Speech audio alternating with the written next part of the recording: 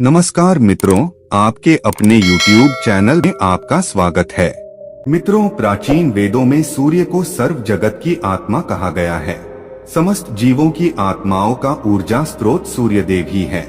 सूर्य से ही सृष्टि पर जीवन है। सूर्य का शाब्दिक अर्थ प्रेरक होता है। यह सर्व प्रकाशक, सर्व प्रवर्तक होने से सर्व कल्याणकारी है। यजुर्वेद में कहा गया है, चक्षु सूर्योजायत, अर्थात सूर्य भगवान का नेत्र है। इसीलिए साक्षात भगवान सूर्य की किरणों के माध्यम से समस्त संसार का संचालन करते हैं। मनुष्य को सूर्य भगवान को जल देकर उनका आभार प्रकट करना चाहिए। यदि नित्य सूर्य को जल देना संभव नहीं है तो व्यक्ति को रविवार के दिन सूर्य देव को जल अवश्य ही देना चाहिए। इससे मनुष्य को सूर्य देव की कृपा प्राप्त होती है। मित्रों, सूर्य इस संपूर्ण सृष्टि के प्रत्येक जीव का आधार है।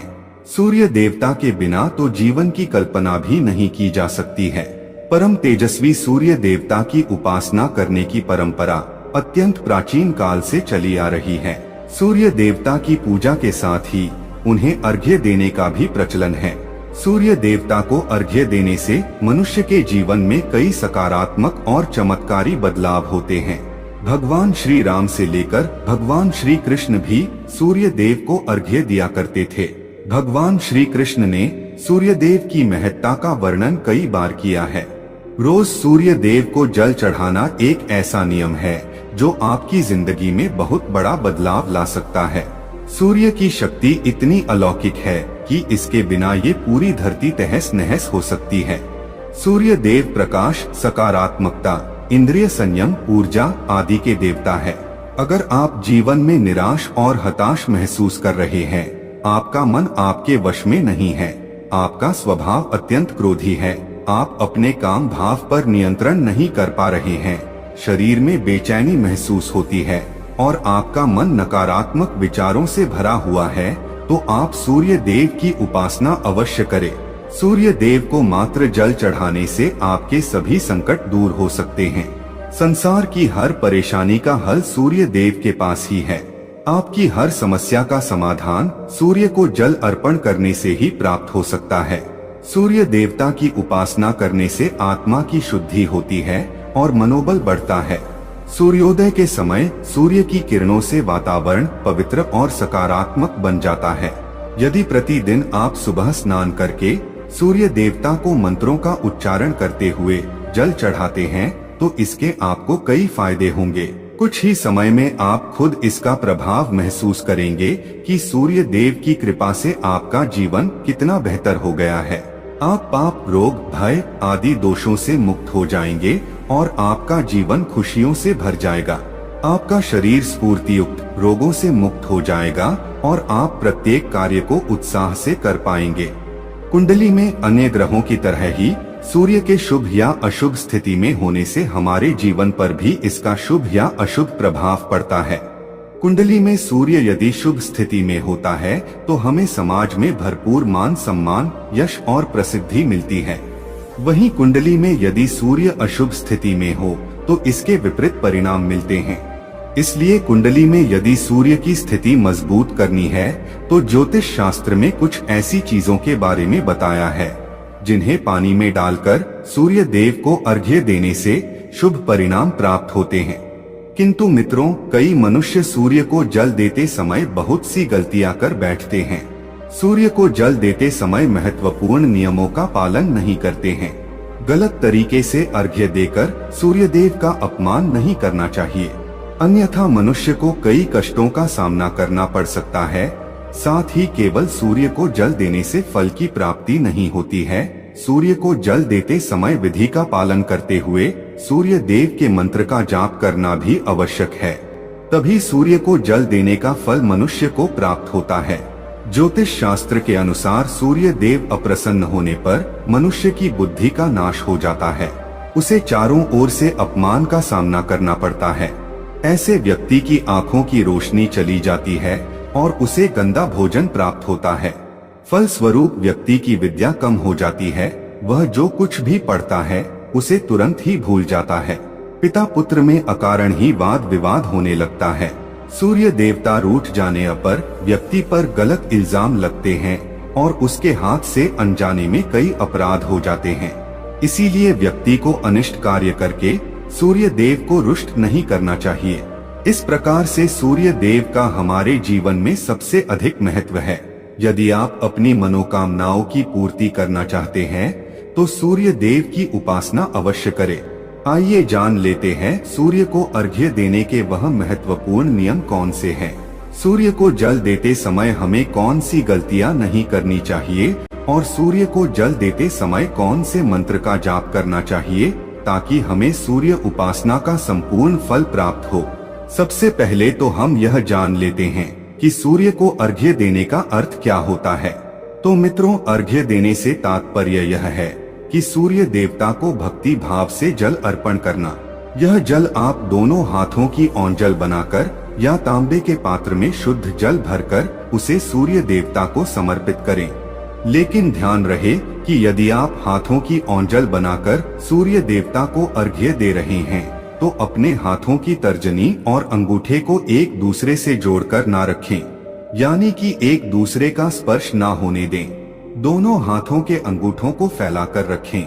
यदि हम तर्जनी और अंगूठे को जोड़कर रखते हैं तो यह राक्षसी मुद्रा बन जाती है और इस मुद्रा में सूर्य को अर्घ्य देना अशुभ माना जाता है।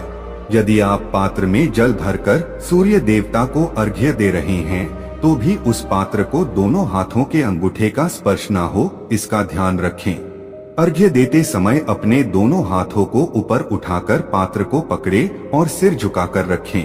सूर्य देवता को अर्घ्य हमेशा सूर्योदय के समय देना चाहिए। उगते हुए सूर्य की उपासना करना हमेशा ही शुभ होता है। सूर्योदय के 2 घंटे बाद अर्घ्य देने का कोई भी औचित्य नहीं होता है। यदि किसी कारणवश आप सूर्योदय के समय अर्घ्य ना दे सके तो 3 बार अर्घ्य देने के बजाय 4 बार अर्घ्य दें और सूर्य देवता से क्षमा मांग लें। इससे दोष कम हो जाता है। सूर्य को जल तांबे के पात्र में ही देना चाहिए। तांबा को सूर्य देव की प्रिय धातु माना गया है। इसीलिए सूर्य को जल देने के लिए केवल तांबे से बने पात्र का ही प्रयोग करना चाहिए। अन्य धातुओं से बने पात्रों में सूर्य को अर्घ्य देने से कोई लाभ प्राप्त नहीं होता है। परमात्मा ने सूर्य को जगत में प्रकाश करने, संचालन करने, अपने तेज से शरीर में ज्योति प्रदान करने तथा जठराग्नि के रूप में आमाशय में अन्न को पचाने का कार्य सौंपा है। इसी कारण से तांबे के पात्र में रखे जल को पीने से व्यक्ति पेट से जुड़े रोगों से भी मुक्त हो जाता है। उस तांबे के पात्र में गंगाजल या पवित्र नदियों का जल भरें। यदि ऐसा संभव नहीं है तो शुद्ध जल का प्रयोग करें। मात्र जल से कभी भी अर्घ्य नहीं देना चाहिए। जल के पात्र में जल के साथ मुख्य रूप से कोई भी लाल फूल, लाल चंदन और अक्षत जरूर डालें। आप चाहें तो इस जल में थोड़ा सा घी, शहद, दूध या गुड़ इत्यादि भी मिला सकते हैं। सूर्य देव को अर्घ्य देने का सही समय तब होता है जब सूर्य लालिमा लिए हो, अर्थात जब प्रातः काल में सूर्य लाल रंग का दिखाई दे तो उस समय अर्घ्य देना सर्वश्रेष्ठ फल देता है।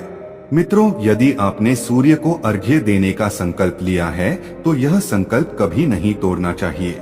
जितने दिनों का भी आपने संकल्प लिया हो उतने दिन सूर्य को अर्घ्य अवश्य देना चाहिए।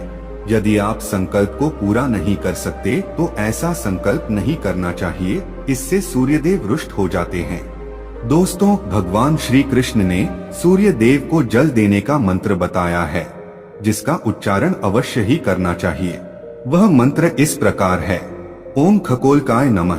इसके अलावा आप ओम घृणी सूर्याय नमः इस मंत्र का जाप भी कर सकते हैं। इस मंत्र का उच्चारण करके सूर्य को जल देने से दरिद्रता का अंत होता है और व्यक्ति को सुख समृद्धि की प्राप्ति होती है। दोस्तों, सूर्य देव की महिमा अपरंपार है और प्रतिदिन ही हमें उनका आभार मानना चाहिए।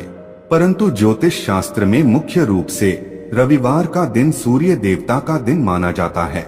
इसलिए अपनी कुंडली से सूर्य दोष को दूर करने के लिए आपको रविवार के दिन विशेष रूप से सूर्य देवता का उपवास रखना चाहिए और सूर्य से संबंधित वस्तुओं का दान करना चाहिए।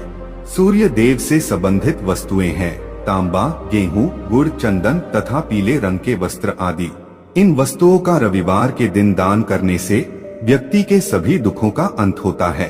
यदि आप बीमार है अथवा घर में सूतक है या अन्य कोई समस्या है जिसके कारण आप सूर्य देव को अर्घ्य नहीं दे पा रहे हैं, तो इसके लिए शास्त्रों में मानस पूजा का प्रावधान किया गया है, यानी कि आप अपने मन में ही सूर्य देव को अर्घ्य दे सकते हैं।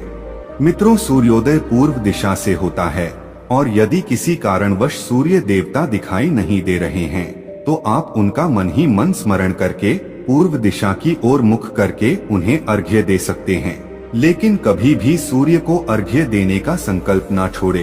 तो दोस्तों, इस प्रकार से आप भी सूर्य देव को अर्घ्य देकर सूर्य देव की कृपा प्राप्त करें।